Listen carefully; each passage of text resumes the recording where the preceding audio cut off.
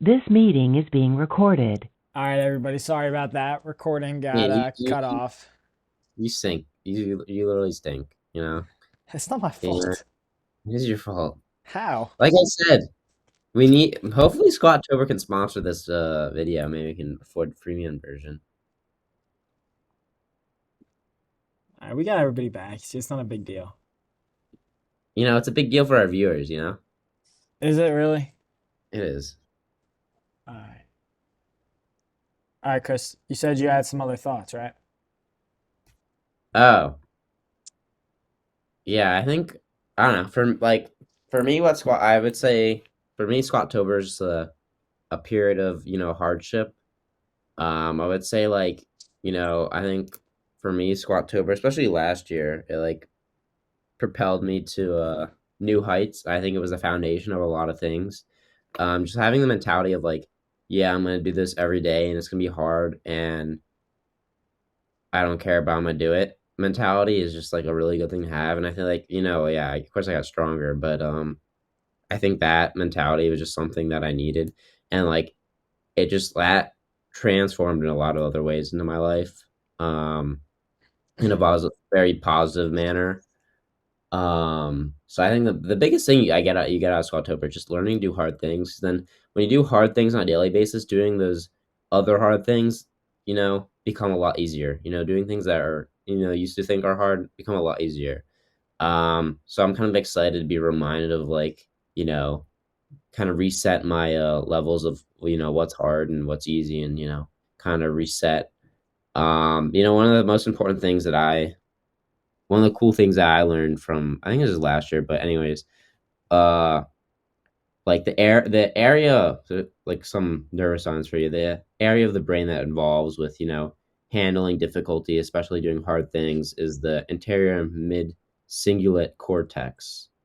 um and when you do hard things, it actually activates and enlarges this brain area. And for a lot of times, a lot of years, people are like, okay, that's cool, it doesn't really mean a lot, but that's cool that this area gets activated. But recently, a couple of studies have come out, and they show that this area of the brain is actually correlated to your will to live. So I think that just goes to show, go out and do hard things. Even if you don't see a direct immediate direct benefit, there's these indirect benefits that make other things easier by doing hard things. So yeah, I think my message is do hard things. Yeah, and Scottober's hard, so go for it. Oh yeah. But yeah, anything Uh, to yeah. I think that. Sorry, I'm just scrolling through photo stream, but um, I think something that's interesting is, a lot of people kind of look at New Year's Eve as, that's a good time. New Year's is a good time to set goals for the new year and whatnot. But I've seen a lot of stuff in the last couple of years that actually says that the best time to set goals and to prepare yourself for the next year to come is as the season's changing, kind of fall, winter. So October is a great month to do that as the days are getting colder and darker as the weather's changing. That's actually, a great time to reset yourself, to reassess your priorities, to grow. So I don't know. I just think that that's one of the reasons I think October is such a great month. Is not just Squatober, but also just for setting goals for, preparing yourself for a great year in general. I think that it's a great time to do that. Yeah, couldn't agree more. Yeah. Anything to add, Nate? No, I like that. I forgot about that part of it, Ian. I've also read similar things.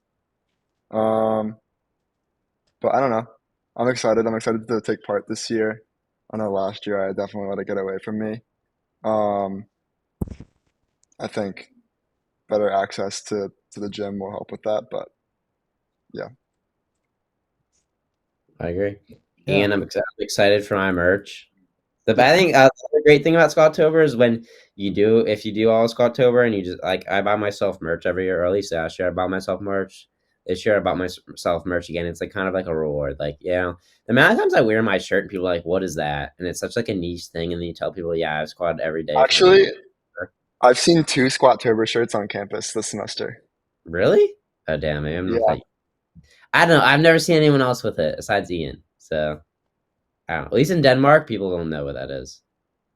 I wanna buy it, but I feel a little bit disingenuous if I wear a Squatober shirt. If you actually do it, you don't feel. Well, I'll be doing it, but I don't necessarily give off the immediate impression that I, squat a lot of weight. But So it's a It's I not don't see how about I how could wear a much. Squatober shirt. It's not yeah. It's not about about how how much you much. squat. It's how It's just about often. mm.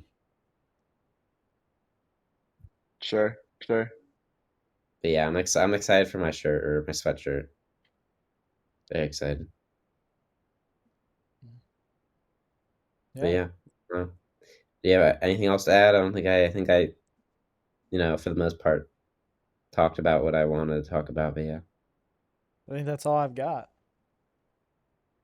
Do you got? Can we talk about non-Squatober related things?